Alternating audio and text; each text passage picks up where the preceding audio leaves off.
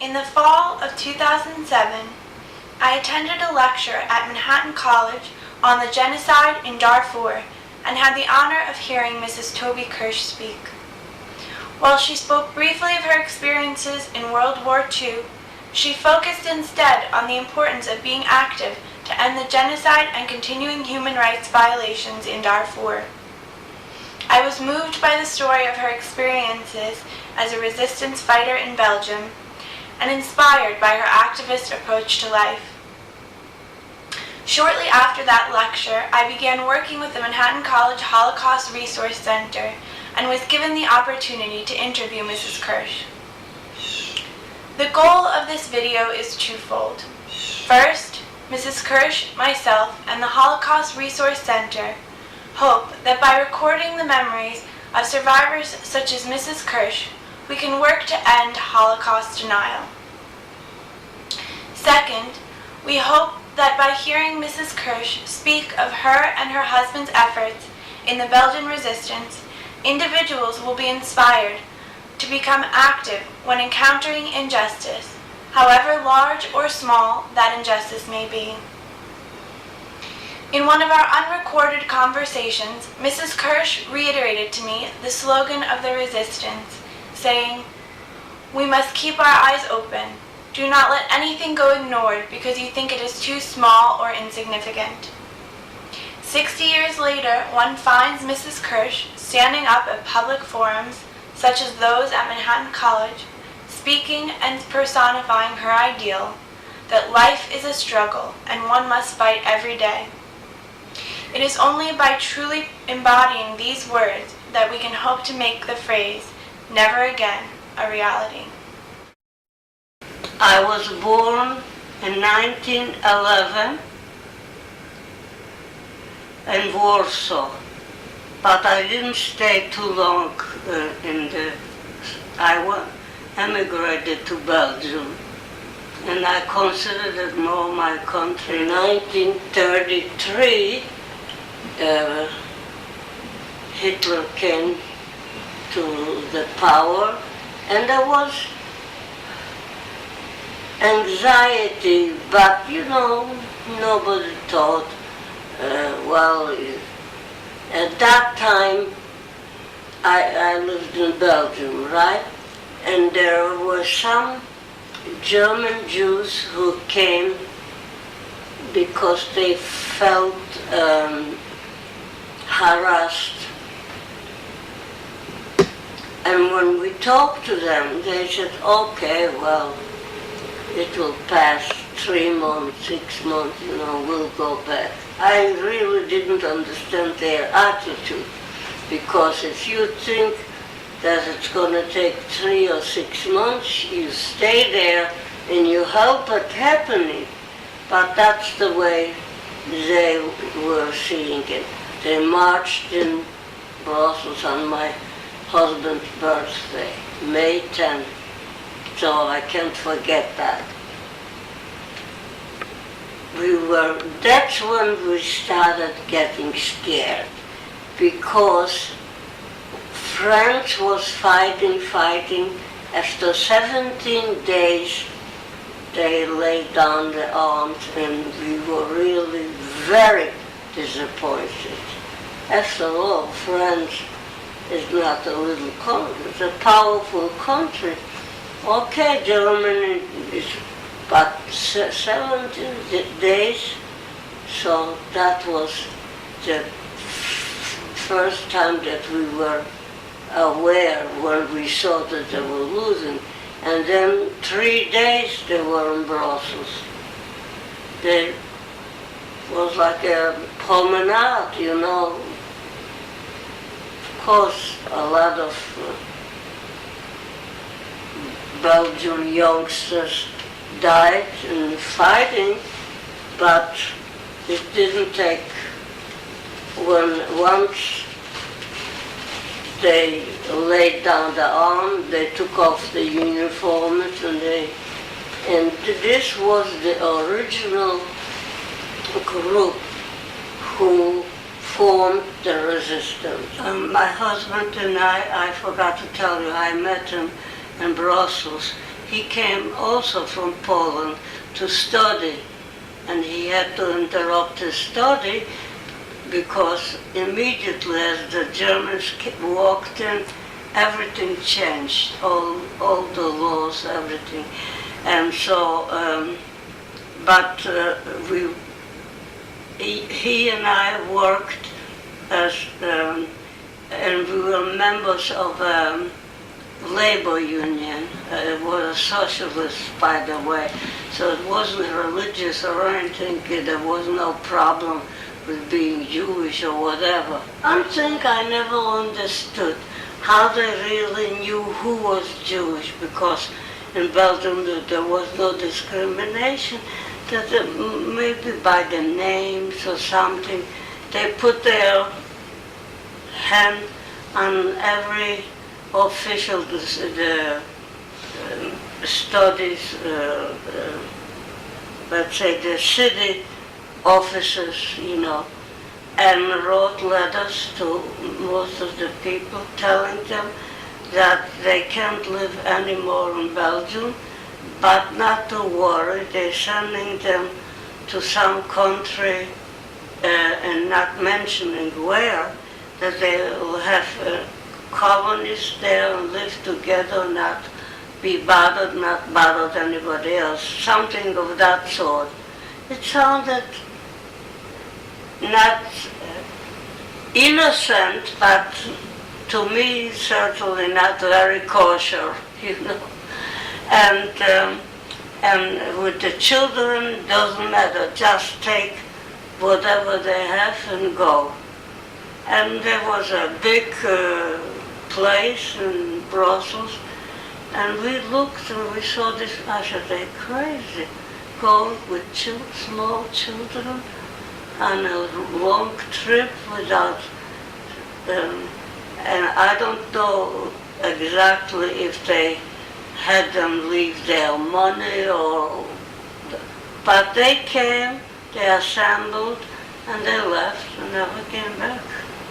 But then when people began to be a little smarter and started hiding with Gentile friends or in an attic, somebody just protected them, or that, or like my husband and many others joined the resistance. We felt that the big city was the most dangerous place, and it was. That's where they first made some edits, laws right away. You had to come and change your identity card to put a J, and which we never did, and put on armbands with with the Star of David, And we were thinking, we said, well, there were already, of course, words about concentration camps and this and that. So personally, like myself and my husband and some of our friends said, well, we're not going to just go like sheep to the slaughter. We go to hide, to fight, to do something. And we had a lot of Belgian Gentiles, friends, personal, and they said, some of them joined, and so they sort of invited my husband, and he said good, and I went along, and they said they'll find a place for me to hide, to do something. For a while, I was just living there, but we went out in a region called the Ardennes. That's where the Battle of the Bulge was. the river, the boat runs there. So we went to that place and joined the resistance. It was an armed resistance. My husband never had a gun before, but he was trained there. And we slept in the woods and by friends, by this, by that. That was 41. The Belgian people had very bad experience with World War I, and they weren't really that in love with the Germans. So we always hoped they're not gonna snitch on the vessel, And we found people who were willing to keep me and somebody else, a few people. Plus I had my best friend, a Belgian, a Gentile from Brussels, and she said she's going to come with me. She sort of felt protecting me, not that it would make any difference to the Germans if I had a Belgian friend or not. And then we heard that in Britain they were bombing constantly on them. It was something awful. That the British, I don't know if it was the government or some organization, that decided to evacuate the children from London.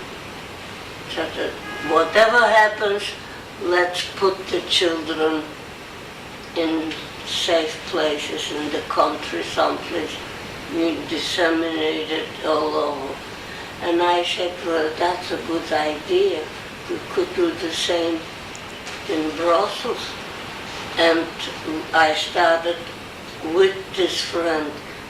We contacted a few people who were of the same mind, and we not, people are strange, you have so many different emotions.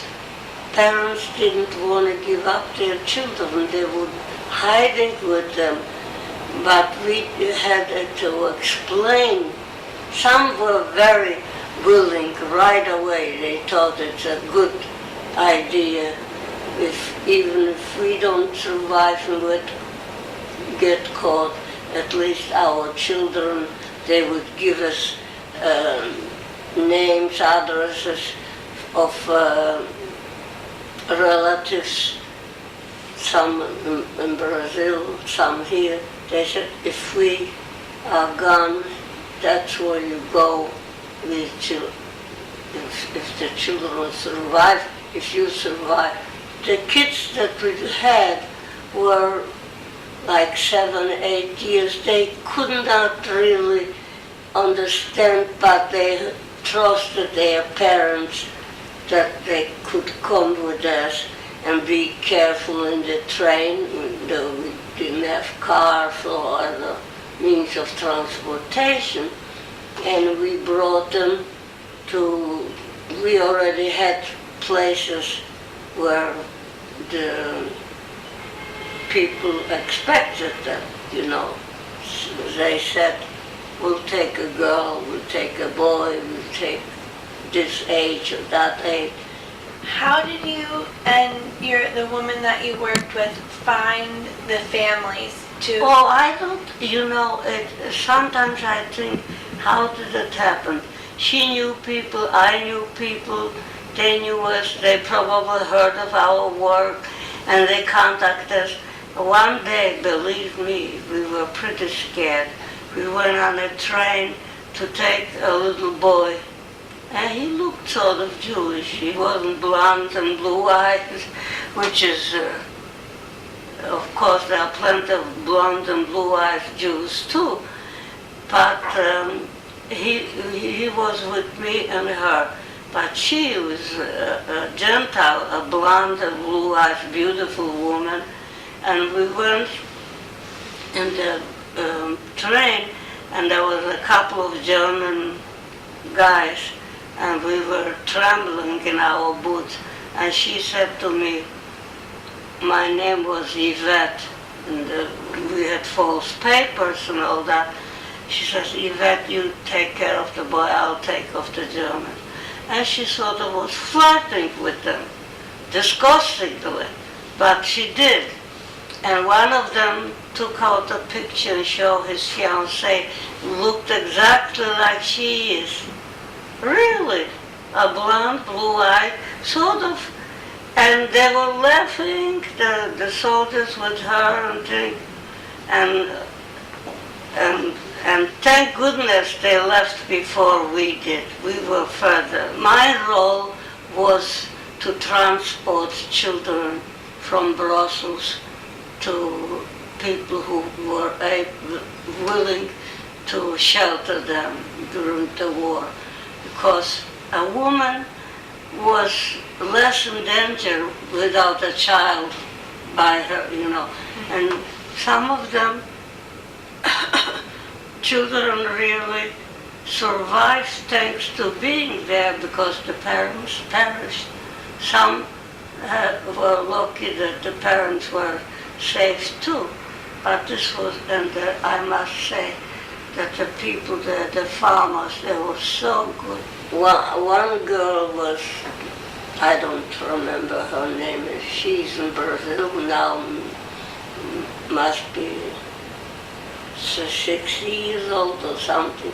We didn't keep up much with anybody because we were too busy with ourselves. So she came with us, but when she came to the house there, she was very disappointed. She came from a nice middle-class family with a piano and things, and here it was like, were actually farmers. And they had, I think, 7 children, and they were ready to accept an 8-year-old. And she was hanging on to us, she wouldn't stay. And we had a real problem. And I said, we have to take her back. I don't know where we're going. I came up on an idea. I said, at least give us 2 weeks. They are nice people. You probably will like them, and the children will like you because they right away accepted you. And don't look, it is not going to be easy for you, we understand. But right now, I don't have a place, I'm in a hiding myself.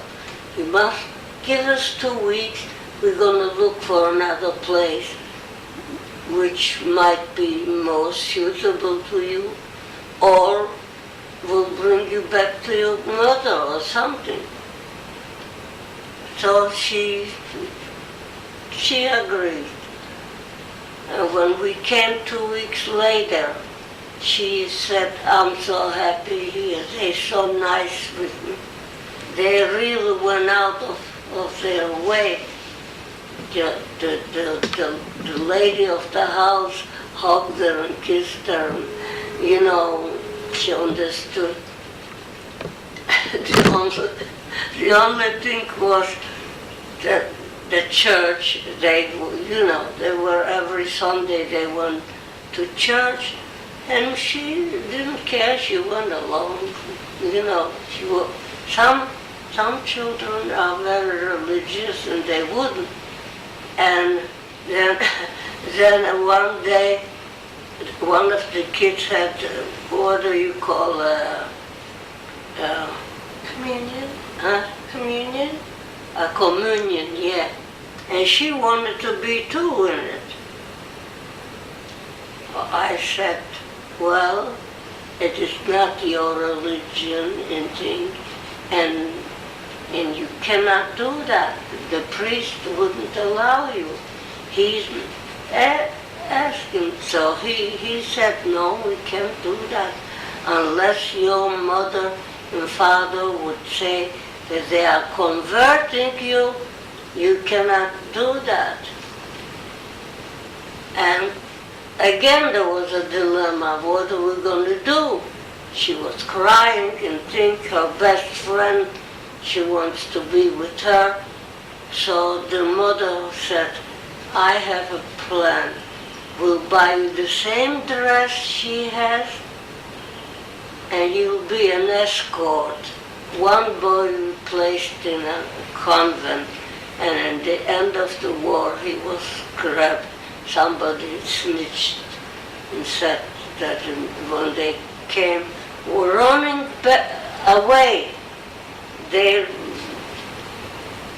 poked their noses all over, and they found him there and shot him rather. No discussion, no nothing. He's Jewish, gone. Okay, this is one of not very happy memories, you know. The men, mostly like my husband, they did the sabotage, the railroads, things. So, and we were trying to be close by.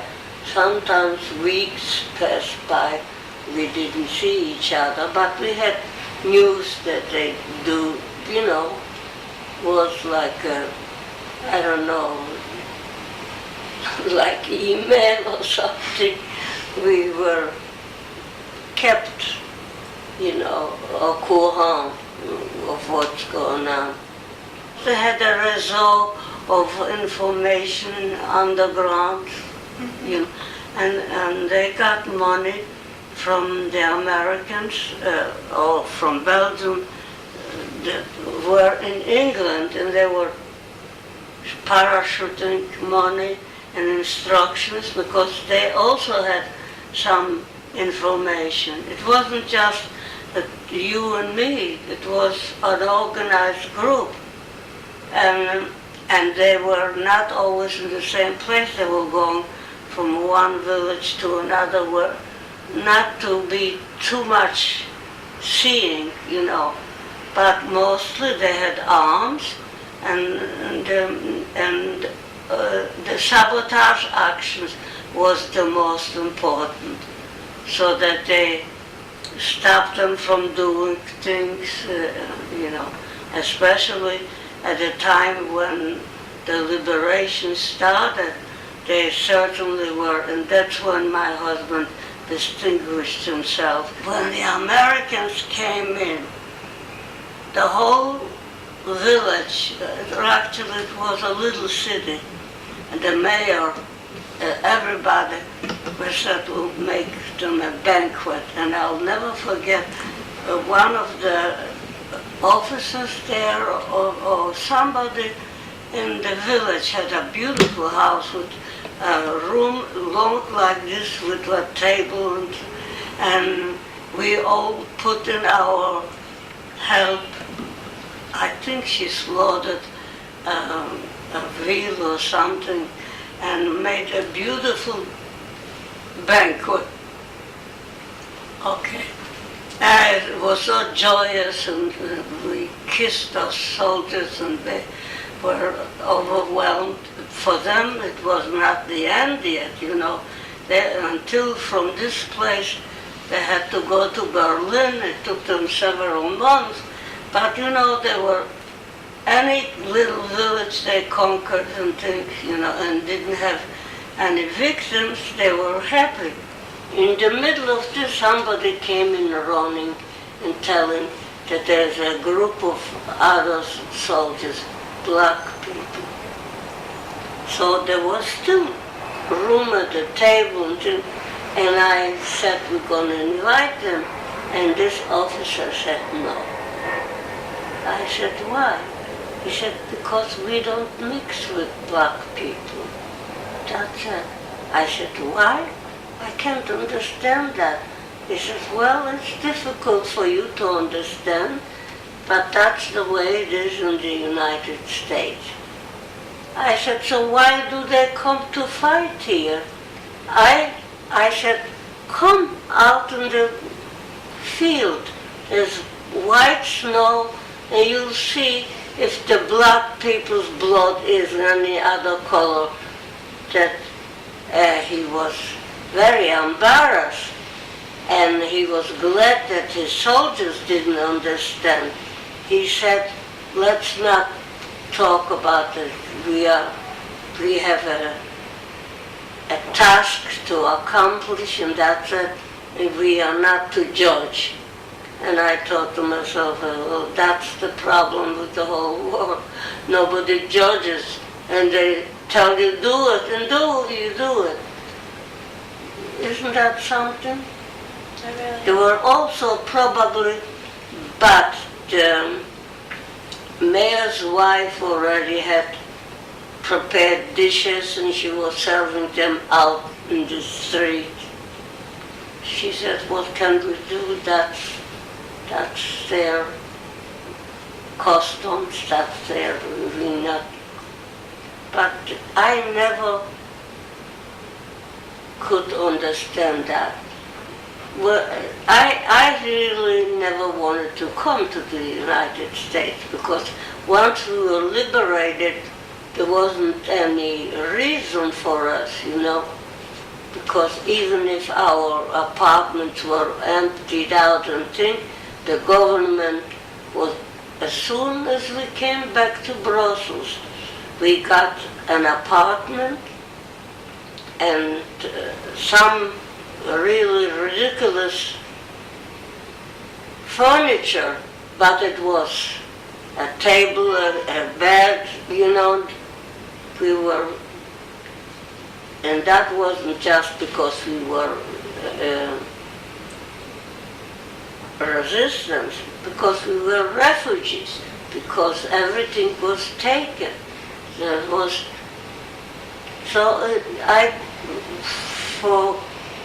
I didn't think of going, but as soon as we came back to Brussels, my sister, she already knew that I was alive, and she had left letters on my old address. And we started corresponding. And she said, and then she found out that nobody else was survived. And she says, why don't you come? We heard, which was true, that they gave out visas far in between. I said, okay, let's go. And by this time, Estelle was like 2, 3 years old. No. Yeah, she came with us, and we registered for a visa. And I didn't give it a thought.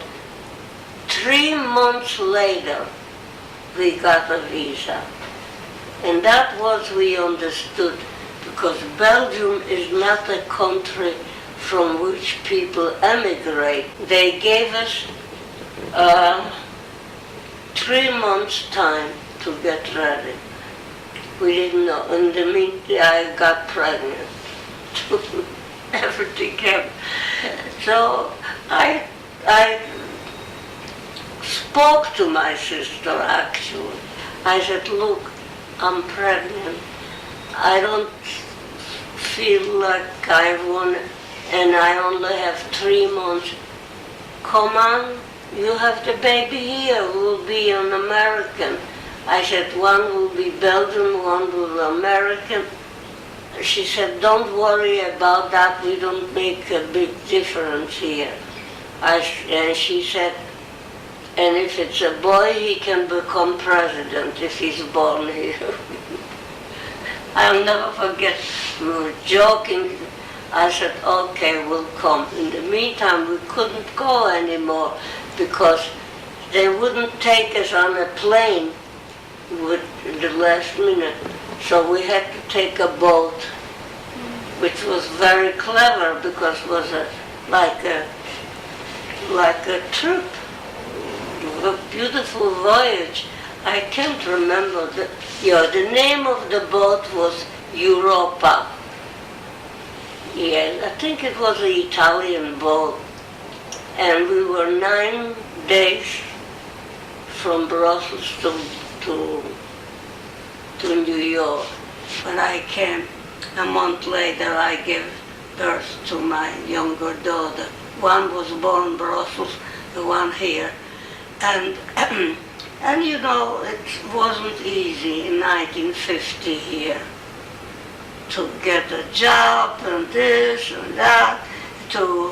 I moved right away to this community because the union, the labor union, was connected with this co-op. So they told us, you address yourself, they will help you. My sister, of course, helped us a lot.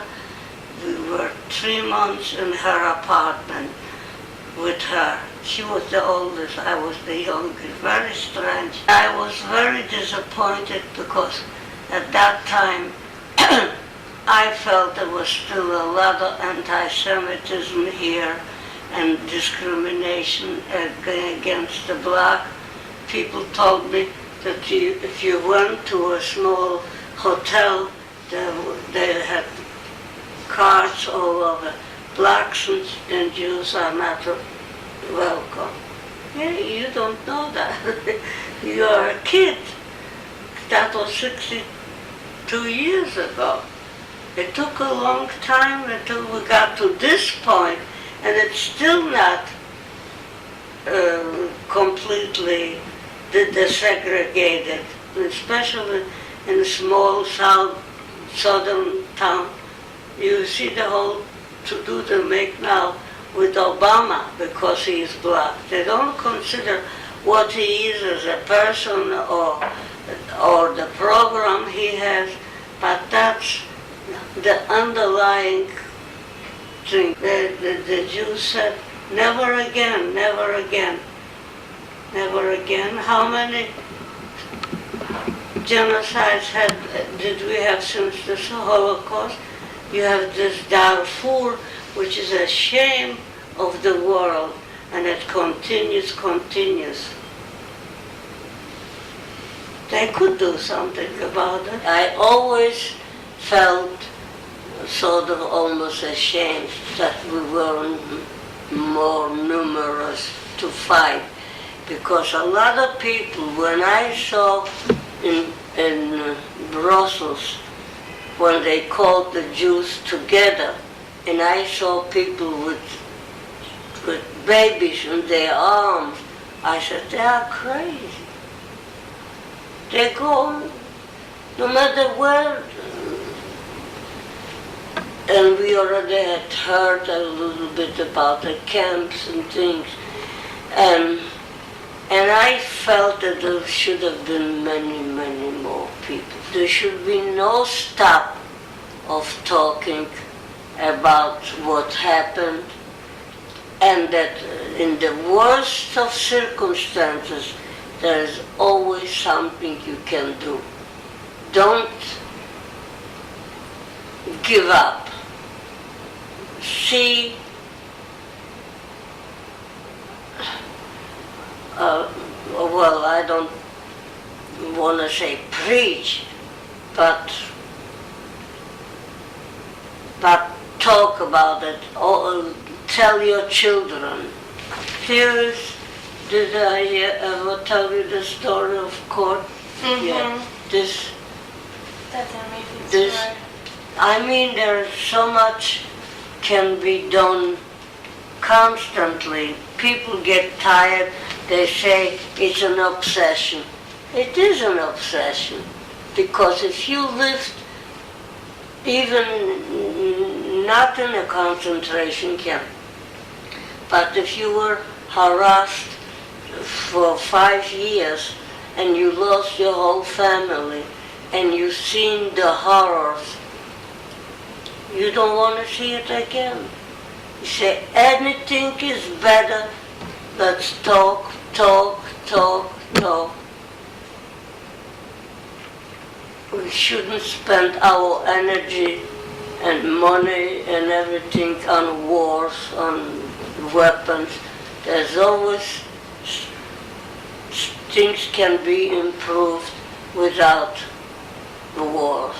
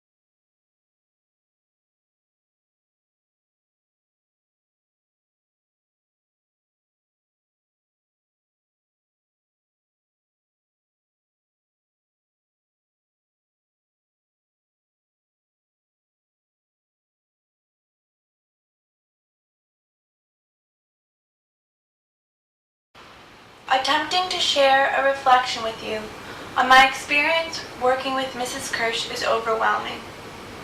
There are many feelings, thoughts, and events I could choose to share with you. Thoughts on someone I now have the honor of calling my friend. During the first few months of getting to know Mrs. Kirsh, I was increasingly surprised and impressed with every topic of conversation and each meeting we had. We have lived in the same neighborhood for years and share many of the same political, religious, and ideological views. She is better informed on current politics than I or most of my friends. After a few months of visiting and speaking with Mrs. Kirsh, I took a trip to Washington, D.C. to visit the National Holocaust Museum. Mrs. Kirsh had mentioned that her and her husband David had donated materials to the museum when it opened, and this knowledge gave me a little extra push to make the visit, which on a personal level had begun to feel like one of inevitable necessity. It took hours to walk through the entire museum, and by the time I was overwhelmed with the tragic details of the Holocaust. Towards the end of my tour, I found myself standing in front of a drawing made by a child who had perished during the war. The innocence of the picture was particularly striking for me, and all I could think about was how extensive the tragedy of that single lost life is. In that moment, I felt as though I could spend my whole life mourning the suffering of that nameless child. And then I thought of Mrs. Kirsh and the children's lives who she helped save by becoming involved with the resistance. And it occurred to me that each one of those innocent young lives who is saved is worth a lifetime of joy and celebration equal to the grief warranted by each life lost. It was not long before I was overwhelmed once again with the estimates for the number of children who died as a result of the Holocaust. The estimate is as high as 1.5 million.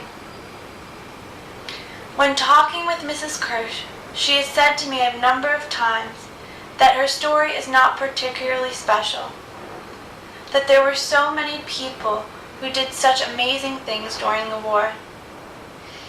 She has often been more apt to share the stories of others than of herself. But I am easily overwhelmed, and I do not feel that I have the ability to adequately appreciate all of the heroic stories that were made in the midst of the tragedy of the Holocaust, any more than I am capable of wrapping my mind around the enormity of loss and suffering that has been the extension of the 1.5 million children who died during the war.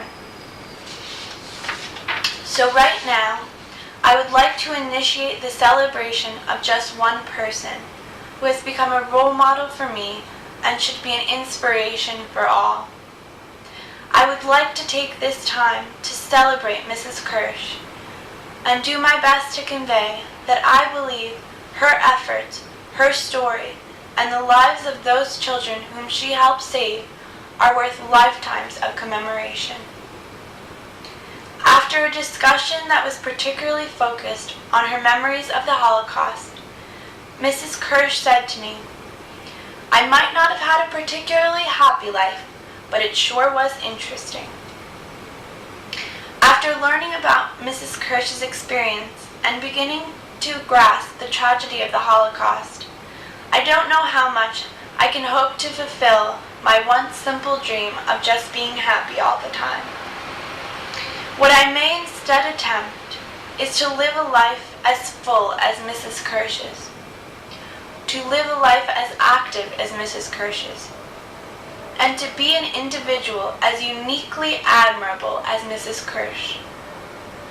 And though I will probably never succeed in experiencing life with the intensity that she has, I am happy to have found an inspiration while I continue to try.